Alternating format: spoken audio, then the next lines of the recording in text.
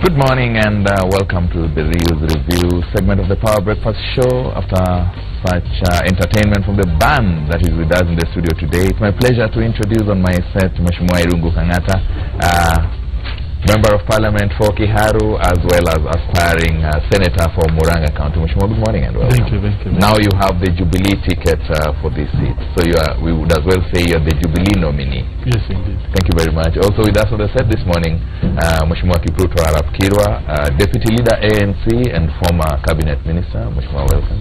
Also candidate for Trans Nzoia Senate. Oh, candidate. We never talk about this. Thank you for reminding me. Thank you. On ANC ticket, ANC of course. ticket, yeah, and Mheshimiwa Kimani Wamatangi, Senator Kiambu, and the Jubilee nominee for the same position. Yes. Now we look at what's making headlines today, and as expected, 54 years after Kenya attained self-rule, it was Madaraka Day yesterday. This time the occasion was marked, the culmination of the event was in Nyeri, where the president, among other calls, asked for Kenyans to keep peace and told them elections come and go. He also promised to accept results of whatever decision that Kenyans will be making, and a lot of it also had to do with the successes of the Jubilee government per se. Of course, something that was of interest and which we'll also be looking at today is what was awash in the social media. Kenyans saying it would have been nice if NASA leader Raila Odinga was given a chance to greet the people or just have him recognized. Interesting pages, page 11 of the Daily Nation. Now, 31,000 Kenyans lose their lives every year, and this is according to the World Health Organization, because of effects of tobacco. Each year, smoking and use of tobacco kills nearly 31,000 Kenyans aged 30 and above, and globally, about 7 million people lose their lives. This is according to the World Health Organization that makes tobacco, says that tobacco now becomes one of the biggest public health threats. The story on Madaraka Day, as was marked in Nyeri, is on page 2 and page 3 in pictorial, as well as page 4 and 5, together with stories about gubernatorial aspirants who were cleared yesterday ahead of the elections on 8th of August this year. Quite interesting for those who have children in schools and for students out there. Now, the unique number for each student countrywide will be issued starting this month. All students countrywide will get personal identification numbers by the end of this month. According to the Education Cabinet Secretary Fred Matiang'i, the National Education Management Information System, IMIS, for this national exercise will be launched later this month. Other stories also making headlines, apart from keeping peace, is the story on the back page of the Daily Nation. College fees are set to rise with new charges. Now, annual quality fees per student enrolled in institutions will go up by about 500%, and this is because of the move by the Training Authority to slap polytechnics and technical institutions with new levies. More about that can be found on page 56 of the Daily Nation. We look at quickly the Standard. Of course, like I earlier mentioned, I will accept your verdict. That is what President Uhuru Kenyatta told Kenyans yesterday. He said, it is you Kenyans who will decide, and I'm ready to accept whatever verdict. Those defeated must also wait for another chance to try again. Also making headlines in the front page of the Standard, governors who are cleared to defend their seats, and those who've been cleared to take on some of the governors in the race for the gubernatorial position in different parts of the country. Mheshimiwa Chirau Ali Makwere, gubernatorial aspirant, now says he is going to release a dossier in the coming days on who sanctioned exploitive mining contracts and land injustices in the country. Remember, in the country rather. Remember when the president was down at the coast a few days ago, just about a couple of 2 weeks ago, he actually took on Chirau Ali Makwere, and he was vastly blamed for having put pen to paper in regard to mining at the coast, something which apparently now he sets himself ready to take on the president. Also of interest on page 22 of the Standard is the challenges that are facing some of the fringe presidential candidates. Analysts say that new aspirants for top seat will find it very hard to mount serious campaigns. This includes Ekuru Aukot, Abdu Badida, Joe Nyaga, Cyrus Jirongo, and Japheth Kaluye, together with Michael Wainaina and Peter Solomon Gishira, Erastus Nyamera, and Tufena Mora, who were locked out of these contests. But first things first, gentlemen, Madaraka Day, 54 years after Kenya attained self-governance. What was your take-home from the president's speech? Yes, two things. Number one, the speech was very good. It highlighted the achievements of the government. And by the way, you need to recognize that Kenya has really developed when you look at the 50 years from the time we obtained our independence. Compare that rate of growth of about an average every year 5% GDP growth with the average growth of the very westernized and industrialized countries like America. For about 300 years they have been growing at a rate of about 2% or 1% over all those years. But the African growth by Kenyan society has been about 5%, which by the way is very commendable. Number two, we need to recognize the pledge by the president that come next year, if at all he is re-elected, we shall not be paying secondary school secondary school fees in day schools in this country. Did he say day schools? He actually said there will be no secondary. There will be no fees from primary all the way to secondary. Well, you have to look at his campaign manifesto. It has clarified that issue. It is day schools. Well, of course, if at all he manages all schools, including the boarding school, it is good. But what I'm aware of, it is day schools, and that is very progressive. Because we have so many children who don't go to Form 1 on the basis of inability to pay fees. If that happens, it will be a game changer where every child is guaranteed of an education up to Form 4, and I would imagine that is one reason why we should re-elect this government. And they say if that happens. I know it will happen for several reasons. It's very cheap. Why? When you look at the cost that goes towards in the management of a high school, much of that cost is usually payment of salaries, which currently the government is doing. Number two, it is paying tuition, which to a larger extent. So this about 10,000, 12,000 per year that is charged by principals in day schools usually goes to other things which are not very core. And if those things are paid by the government, which I would imagine per year that would be costing the government about 20 billion, that is something that is payable. If at all we are able to pay doctors who are about 4,000, an increment of about 10 billion, isn't it? So 10 billion goes to benefit about 4,000 doctors. But if government just doubles that amount, about 20 billion, it benefits about 3 million high school going children. That will be a game changer. I'll come back to you on the issue of education. If you say one of the places that gobbles a lot of money paid by parents is shortage of teachers in secondary schools. We know the country has a shortage of about 60,000 teachers, primary and secondary. And so when you talk about this money does not go to core activities, maybe I'll give you a chance to tell us that. Your take on the president's speech yesterday. Well, first of all, I want to thank you for making a very good statement of intent that should he lose the election, is willing to bow to the verdict of Kenyans. That is very commendable in the sense that it brings the temperatures down and also clears the level of certainty that is about the votes. It's not about any manipulation.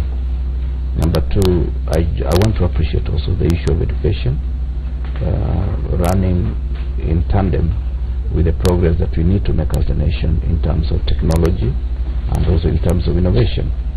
It is only goes counter to what we just read about college fees being levied, especially in polytechnics, because that is the center and the hub of innovation and also creativity for purposes of industrialization.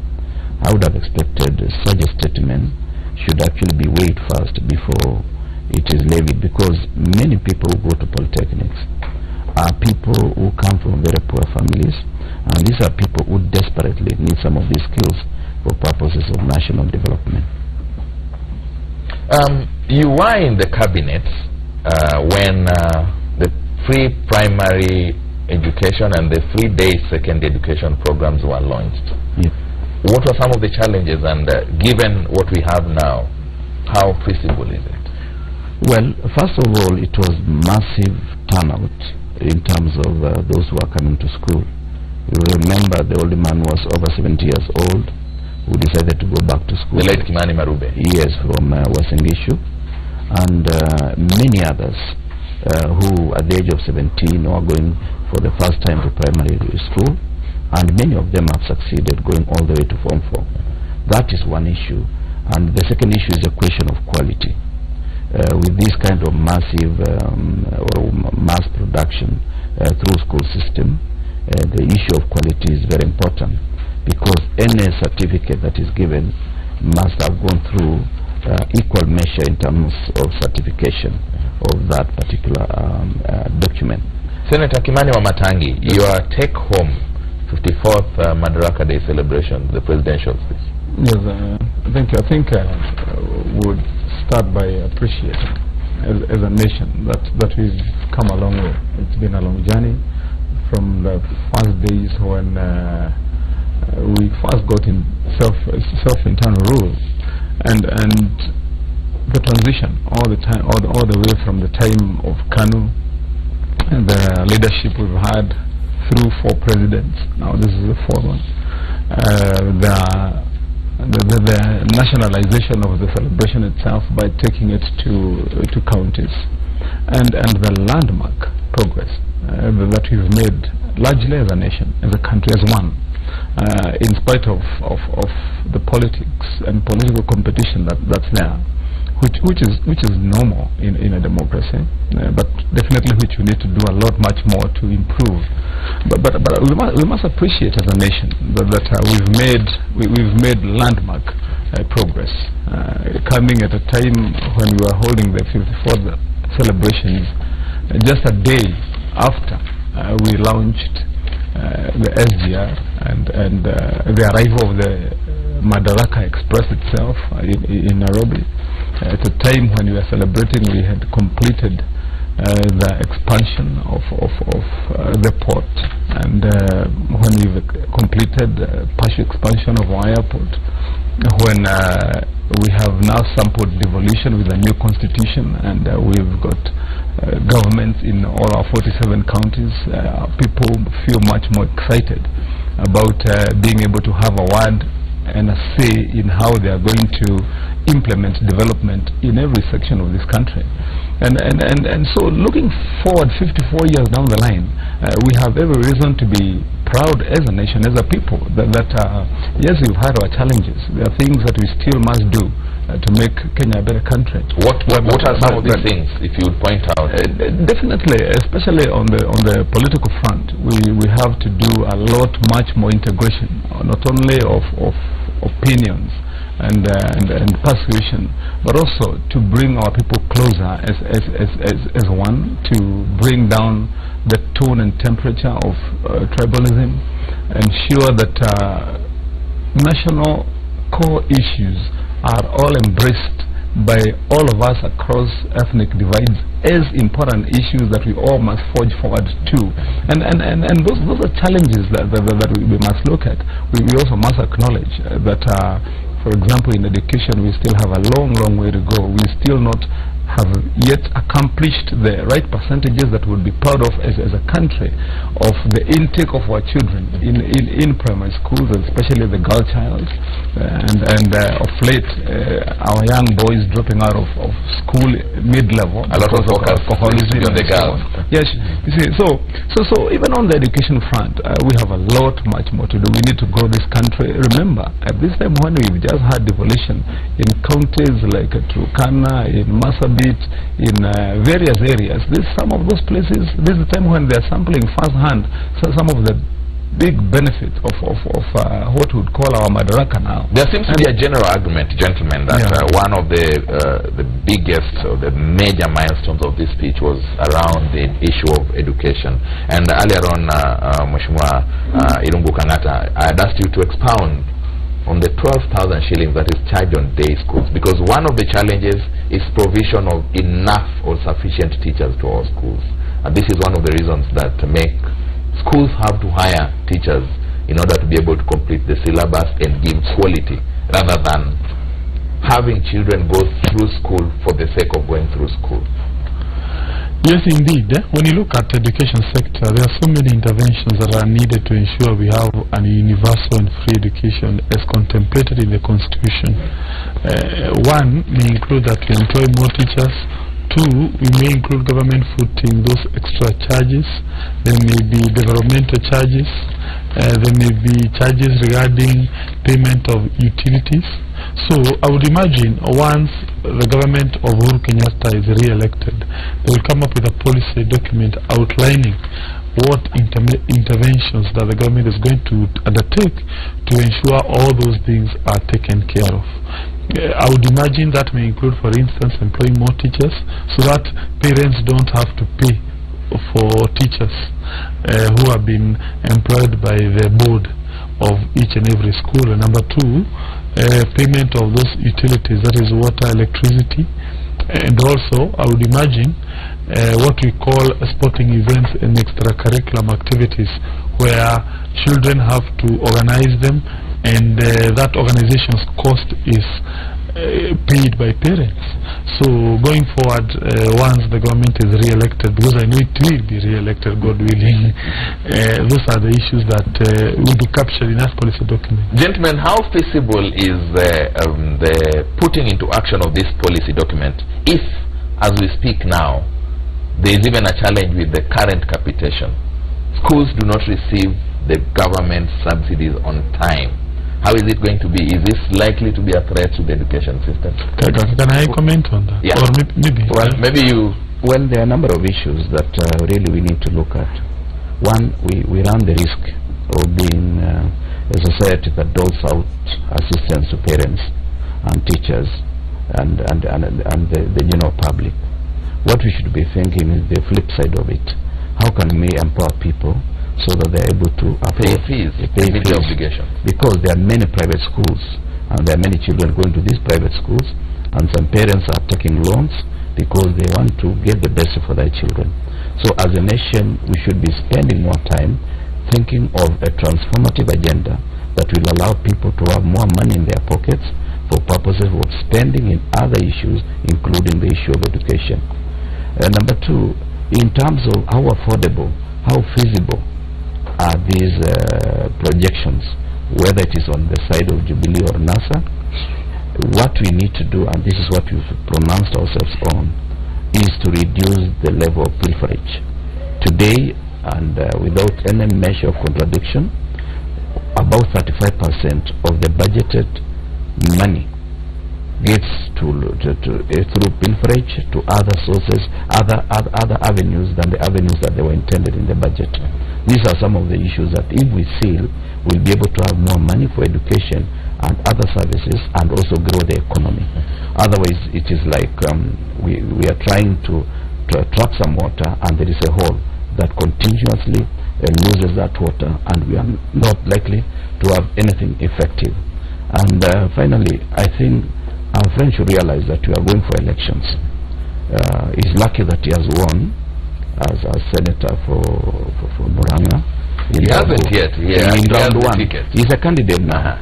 He's a candidate now, and he won also to be the MP for Kiaru, and possibly earlier on as MCA. But losing an election is not magical. So don't start celebrating that re-election is an automatic thing. I want us to take a break at this point. It is something that you should always be cautious. That losing an election is something that you just blink and you realize you have lost. and for 5 years you go to the opposition. We'll pick it from right there, the issue of education. This being an election year, Mheshimiwa Kimani Wamatangi, I'll give you a chance, as well as Mheshimiwa Irungu Kangata after a short commercial break. NASA have promised free education from primary all the way to secondary. Jubilee, through the president, are also making the same promise. As we speak now, schools are reeling in debt because government capitation does not reach on time when it should be reaching. Is this a campaign gimmick? Are we getting value for money, or is it just the number of an issue of quantities rather than quality? We'll get back after this commercial break.